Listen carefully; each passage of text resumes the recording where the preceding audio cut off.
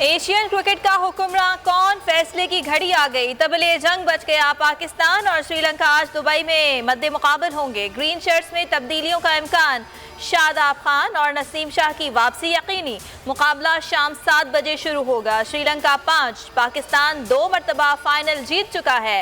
Match से पहले पुरजोश शायकीन सिर्फ पोल पर 4 से 6 बजे तक खुसूसी नशरियात देख सकेंगे।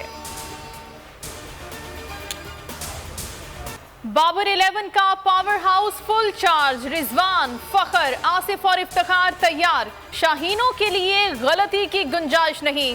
बाबर आजम कहते हैं बतौर कप्तान खुशकिस्मती है कि फाइनल में पहुंचा। पूरी टीम जान लड़ा रही है। तगड़ा फाइनल होगा। अच्छी क्रिकेट देखने को मिलेगी।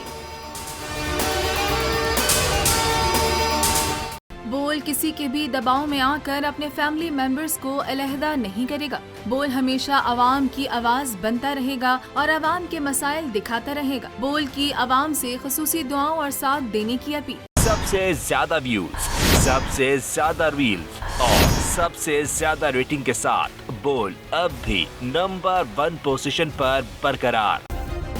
सब्सक्राइब करें और बेल दबाएं ताकि कोई खबर रह न जाए।